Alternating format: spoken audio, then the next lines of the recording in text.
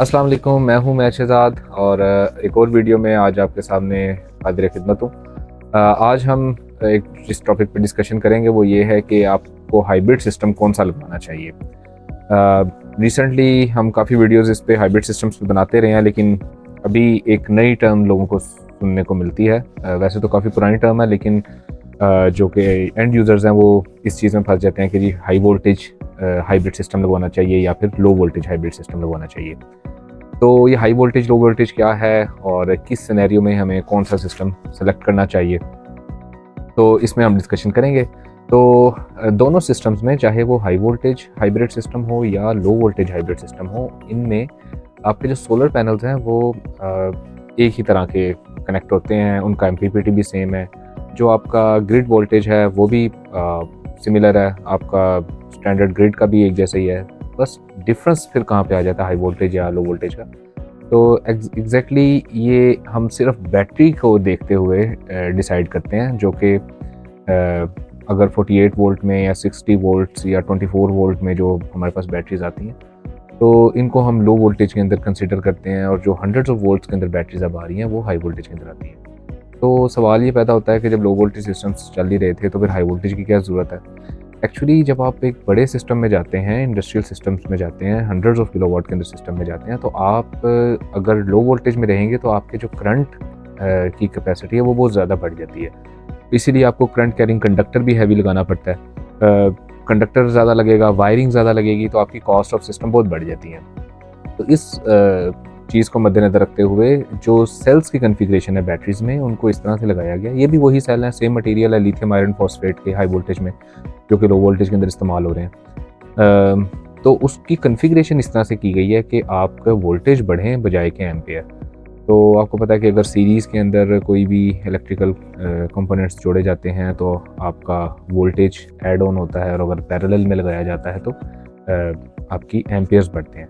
तो पैरेलल हो या सीरीज़, इसके बारे में भी आपकी हर पैनल या हर इन्वर्टर की जो डाटा शीट आती है उसके अंदर पर्टिकुलरली कॉन्फ़िगरेशन मेंशन की जाती है कि इसके अंदर सेल्स की कॉन्फ़िगरेशन कैसे है, कितने पैरेलल हैं, कितने सीरीज़ में हैं।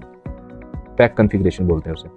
तो अब सवाल ये पैदा होता है कि हम लो वोल्टेज लगाएंगे या हाई वोल्टेज सिस्टम लगाएंगे। तो देखें, अगर तो आप 10 से 15-20 किलोवाट का सिस्टम लगा रहे हैं तो लो वोल्टेज ज़्यादा कॉस्ट इफेक्टिव है, ईजी टू इंस्टॉल है, फ्लेक्सिबल है। ये जो फ्लेक्सिबल मैं वर्ड यूज़ कर रहा हूँ, मैं आप आगे जाके आपको बताता हूँ कि क्यों कर रहा हूँ। हाई वोल्टेज जो है ये 20 किलोवाट से ऊपर जाके आपका कॉस्ट इफेक्टिव रहता है। मतलब अगर आप एक 50 किलोवाट का सिस्टम लगा रहे चाह रहे हैं या 25 किलोवाट का लगाना चाहते हैं, तो अभी ऐसे मार्केट में सोल्यूशन अवेलेबल है कि अगर आप हाई वोल्टेज सिस्टम लगाएंगे तो आपकी टोटल कॉस्ट ऑफ सिस्टम जो है वो कंपैरेटिवली कम रहती है। फिर high voltage comparatively to low voltage safe भी समझा जाता है, क्योंकि जहाँ पे बहुत सारे एम्पेयर्स आ जाते हैं तो वहाँ पे हैज़र्ड्स के भी चांसेस होते हैं, आपका कंडक्टर हीटअप होता है, हैवी कंडक्टर लगाना पड़ता है। तो आप जब कोटेशंस देखेंगे तो आप ये देखेंगे कि 20 किलोवाट से ऊपर मोस्टली जो अब कंपनी सपोर्ट कर रही हैं वो हाई वोल्टेज में करती हैं, और जो इससे नीचे हैं वो लो वोल्टेज के अंदर है। अभी मैंने एक वर्ड यूज़ किया था फ्लेक्सिबल का, तो फ्लेक्सिबल का वर्ड इसलिए यूज़ किया था कि आपको लो वोल्टेज के अंदर किसी एक कंपनी का इन्वर्टर ले लेते हैं, कोई भी अच्छी कंपनी का, इन्वरएक्स का, गुडवी का, हवावे का आप इन्वर्टर लेते हैं।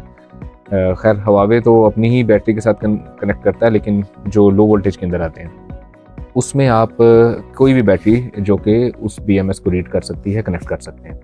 जबकि लो हाई वोल्टेज के अंदर जब आप जाते हैं तो आपके पास लिमिटेशन आ जाती है। अगर आप हवावे की, जैसे मैंने पहले नाम लिया, बैटरी लगा रहे हैं या इन्वर्टर लगा रहे हैं, तो आपको हवावे का ही अल्टरनेटिव जो आएगा वो यूज़ करना है। अगर आप गुडवी का इन्वर्टर लगा रहे हैं तो गुडवी की बैटरी इस्तेमाल करनी है। तो इसमें अभी कुछ कंपनीज़ हैं जो कि ये भी ऑफ़र कर रही हैं, जिसमें बल्कि मैं नाम भी लेना चाहूँगा, सोलिस को कई कंपनीज़ कोट कर रही हैं, बट सोलिस इन्वर्टर के साथ वो बैटरी लगा रहे हैं वॉलनेक्स की या पाइलॉन टेक की।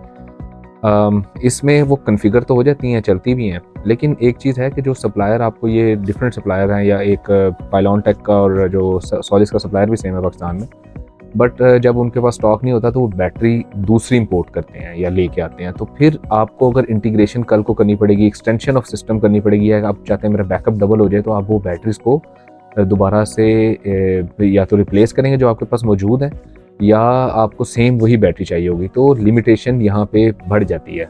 इसलिए मैं ये रिकमेंड करूँगा कि अगर आप हाई वोल्टेज के अंदर सिस्टम लगा रहे हैं तो आप वो सिस्टम लगवाएं तो जो कि सेम कंपनी का हो जिसका इन्वर्टर है, और बैटरी भी उसी कंपनी की होनी चाहिए।